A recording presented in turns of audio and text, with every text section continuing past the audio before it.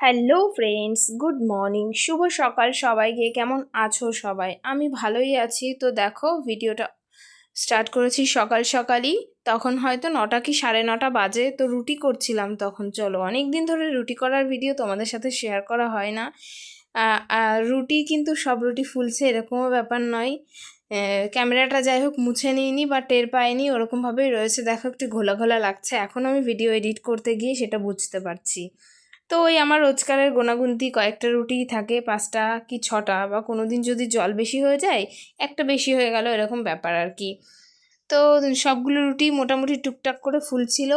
তো আমি এই অ্যাপটা দিয়ে, আমি কাইন মাস্টার দিয়ে ভিডিও এডিট করি। তো এটাতে আর স্পিড আমি বাড়াতে পারি না, 2 গুণ হয় না। যাই হোক, সবটাই তোমাদের সাথে শেয়ার করি যেহেতু, এটাও বলে দিচ্ছি। তো আর কি, এর থেকে বেশি স্পিড বাড়ালে থেমে যায়।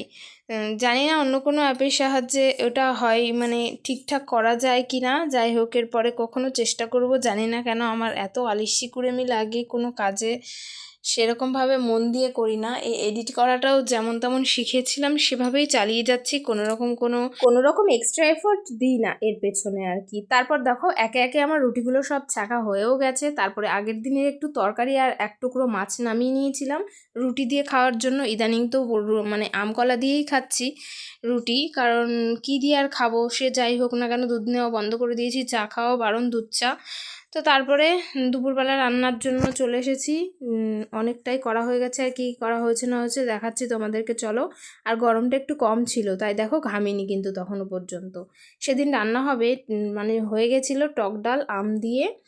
আর দেখো, পটল ভাজা করেছিলাম। এটা সবার জন্য নয়, আমার জন্যই মূলত করা, কিন্তু একটু একেবারে দুটুকরো তো করা যায় না। আর এনেছিল যে কালবোস না কি মাছ বলে।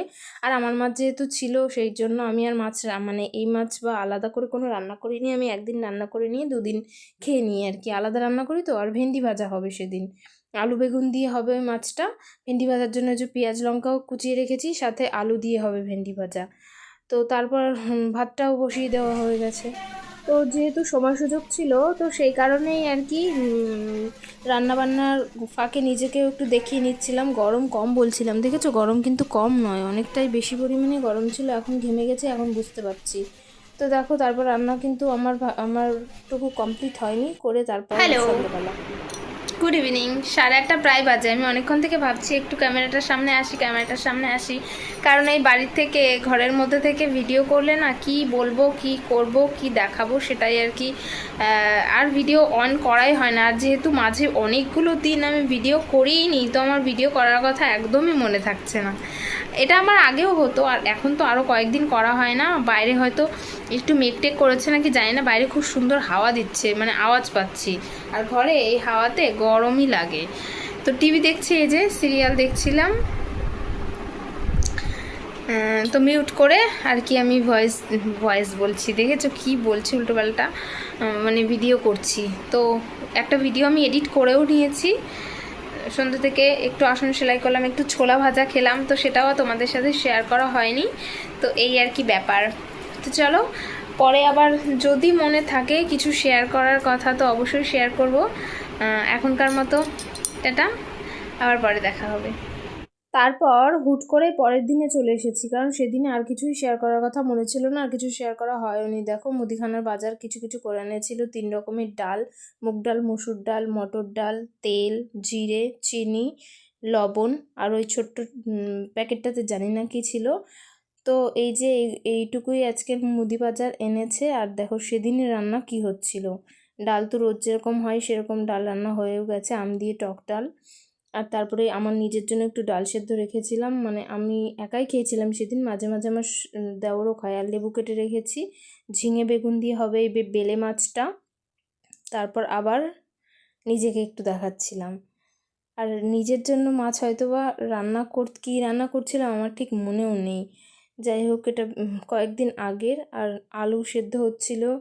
আর তারপর একেবারে 3 দিন ধরে ভিডিও আমি একটানা করে যাচ্ছি। এটা কিন্তু বৃহস্পতিবারে আবার চলে এসেছি, কারণ শুধু দুপুর টাইমটাই ভিডিও করেছিলাম, আর কখনোই ভিডিও করা হয়নি।